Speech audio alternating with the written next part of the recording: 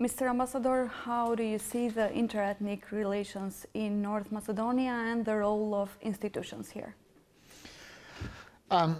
Let me say that I'm well aware of the whole history of relations in this country since the late 90s at least up to now, and I've seen it in various moments.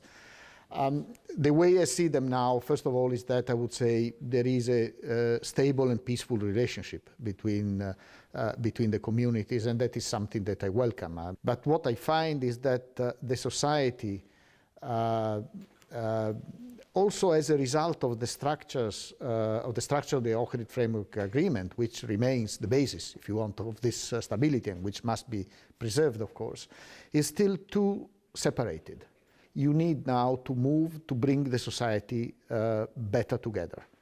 Because by bringing the society together, you give more opportunities to everybody, but especially to the groups that are more in the minority position, to have better chances to fully participate, to be better represented in institutions, and to be better represented in every aspect of the life of the country, in the economy, in whatever branch of the administration, of the public life, or even in the private sector. So that is always the challenge, because what I notice that in cases where communities and minorities communities tend to isolate themselves, to protect themselves, to protect their own identity, the language, etc., they end up isolating themselves from the main, how can I say, institutional aspects of the country where they reside. You mentioned this, but yet most of our institutions still have a low number of employees that belong to Albanian communities and other minorities. How do you describe the situation in a country that is multi-ethnic?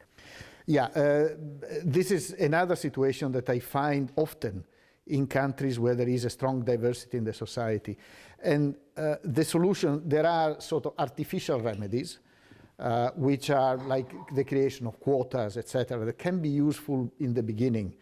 But at the end of the day, it's in the interest also of the minority groups to be represented in the institutions with their best people, not because they have a quota, but because they really have the good people that can do the job and can show they can do the job, they can excel, and they can become the director generals and reach the top of the administration, not a result of an agreement on distribution of posts, but as a result of the quality and the recognition of the quality of the people.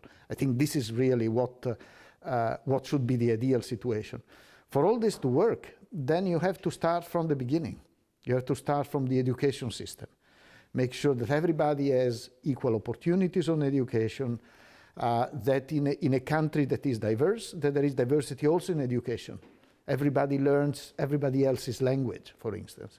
So we are very much in favor of multilingual education. And this shouldn't be a taboo, and this shouldn't be a problem. This is North Macedonia. North Macedonia is diverse.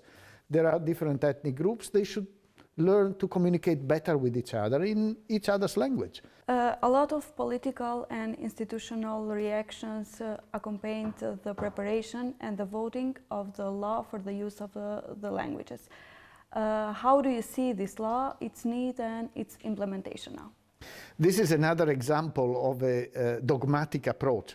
I think it's good to have a law, and it's good to have a law that recognizes the different, how can I say, identities within the society of the countries, and that establishes principles that are making sure that each identity is respected, and that there is not only tolerance, but in fact full respect in the society. So the law and the principles of the law are healthy. Down the line, however, certainly it's important that you look and you make sure that everybody has full access and is not discriminated, you know. And so that's what it should be able to achieve in the long term. In the short term, my advice remains always the same: be pragmatic, not too dogmatic. Use more incentives rather than sanctions Of course, you need to monitor, and to monitor that everybody lives up to what is prescribed by the law, and there is no boycott of the law in any way. But also don't overdo it with the penalties. Really try to incentivize and maybe give awards for those who really go out of their way to understand the spirit of the law and to engage in a way that promotes access to all citizens, regardless of their identity, to all the services that are provided by the institutions. Thank you for your time. Thank you.